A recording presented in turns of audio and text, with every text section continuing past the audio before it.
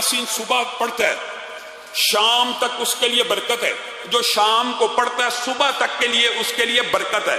یہ ہے تو قول صحابی، لیکن یہ تجربہ، مشاہدہ اور بعض لوگوں کی رائے یہ بھی ہے کہ جب کوئی صحابی اس قسم کا ثواب بیان کرے تو وہ روایت حکماً مرفوع ہوتی ہے کہ اس نے رسول اللہ صلی اللہ علیہ وسلم سے سنا. یقینی طور پہ، بدیہی طور پہ یہ بات، یہ اس لیے ان روایات کو حکماً مرفوع بھی کہا جاتا ہے. اور انہی عبداللہ ابن عباس سے یہ روایت بھی ملتی ہے کہ انہوں نے رسول اللہ کے پاس آئے ایک دن اور آ کے کہنے لگے اللہ کے رسول دل میں کچھ ہے. رسول اللہ نے سمجھ لیا کہ کیا ہے. رسول اللہ نے پوچھا کیا کچھ شک ہے، شبہ ہے؟ ایمان کی ایک نشانی یہ بھی ہوتی ہے کہ خیالات اور وسوسے آتے ہیں انسان کو. ایمان کے اندر وسوسے کا آ جانا کوئی چمبے کی بات نہیں ہے. تو جب اتنے بڑے جلیل القدر صحابی مفسر قرآن کے دل میں وسوسہ یا شبہ آ سکتا ہے اور رسول اللہ جج بھی کر گئے کہ کیا کوئی شک اور شبے کی بات ہے، عبداللہ ابن عباس خاموش رہے. کہا وہ بات میں آپ کو بیان ہی نہیں کر سکتا، یعنی اس قسم کا شدید شبہ تھا.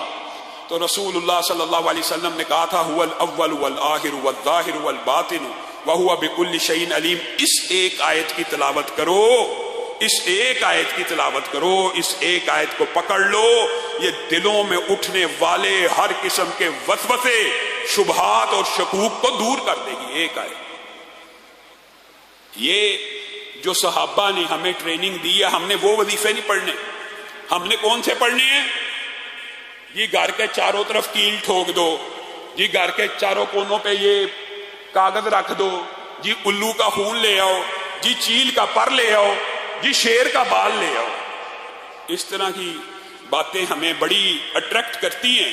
اور جو صحابہ بیان کریں، جو رسول اللہ بیان کریں، پارا جہاں سے شروع ہوتا ہے اس کو بار بار پڑھے، یقینی طور پہ اس کو نیند آ جائے گی. باقی صورتوں کے حوالے سے گزشتہ درس میں آپ کے سامنے رکھا تھا، لیکن چند آیات ہیں اسی قرآن پاک کی، ان کو بیان کر کے اپنی بات کو آگے بڑھائیں گے.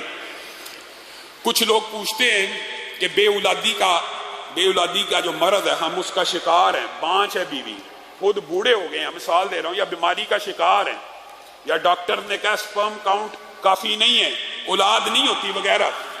تو اس کے لیے ایک بہت مجرب وظیفہ ہے، ربی لا تذرنی فردا وانت خیر الوارثین. ربی لا تذرنی فردا وانت خیر الوارثین. یہ 313 مرتبہ 40 دن ہر نماز کے بعد پڑھ کے تجربہ کر لیجئے. اسی مرکز کے اندر اللہ کے فضل و کرم سے متعدد ایسے لوگ موجود ہیں کہ جن کے گھر اولاد نرینہ بیٹا نہیں تھا ہوتا، انہوں نے یہ وظیفے کیے ہیں. اللہ کے فضل و کرم سے آج اللہ تعالیٰ نے ان کی گودوں کو ہرا کر دیا ہے. اور یہ ضمنی طور پہ بات آئی، آپ سب ساتھیوں سے گزارش ہے آپ نے آمین کہنا ہے. ہماری جو پرنسپل ہیں، ٹیچر ہیں خواتین کی، باجی اقصا، آپ سب دعا کریں اللہ تعالیٰ ان کو بھی اولاد صالحہ نرینہ نصیب کرے. اللہ تعالیٰ ان کو اولاد صالحہ نرینہ نصیب کرے. اللہ تعالیٰ ان کو اولاد صالحہ نرینہ نصیب کرے. جو بندہ یہ وظیفہ پڑھتا ہے اللہ رب العزت ان کو اولاد صالحہ نرینہ ضرور نصیب کرتے ہیں. ہاں اس کے ساتھ 10 تسبیحات استغفر اللہ کی بھی پڑھنی چاہیے، کیونکہ استغفار کی جو فضائل ہیں انشاءاللہ صبح جمعے میں اس استغفار کے حوالے سے مفصل گفتگو ہوگی. آگے بڑھیے. جو بندہ شادی بیاہ اور اس معاملات کا شکار ہے اور یہ بات سمجھتا ہے کہ ہمارے بچوں کے اچھے رشتے نہیں آ رہے یا شادی نہیں ہو رہی، ان کو چاہیے کہ سورۃ قصص آیت نمبر 24 کی کثرت سے تلاوت کرے. اور کثرت سے تلاوت کرنے کی مراد یہ ہے کہ کم از کم 313 باری پڑھ لیا کرے. ربی انی لما انزلت الی من خیر فقیر، ربی انی لما انزلت الی من خیر فقیر. اور جو بندہ دل کے اور سینے کے یا اس کے اندر کانفیڈنس کی کمی ہے، یا کلام گفتگو کرتا ہے کپ کپاتا ہے، یا کسی کے سامنے جانے سے ہچکچاتا ہے، یا یہ مرض بھی آج کل کے بچوں میں عام ہے. اکثر بچے تو بڑے بلنٹ ہوتے ہیں اور سامنے کانفیڈنٹ ہوتے ہیں، بات کرنے میں ہچکچاتے نہیں ہیں، لیکن کچھ والدین کہتے ہیں ہمارے بچے میں اتنی شرم ہے کہ وہ کسی کے سامنے کلام ہی نہیں کر سکتا، گفتگو نہیں کر سکتا، یا گفتگو کرے تو کپ کپانا شروع ہو جاتا ہے.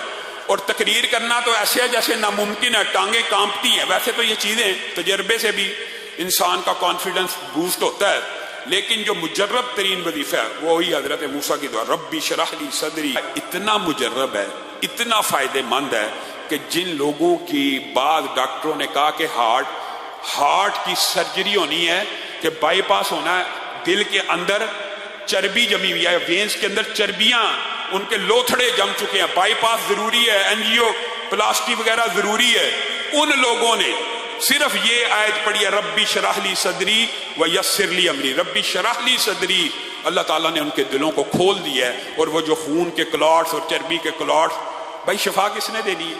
اللہ نے۔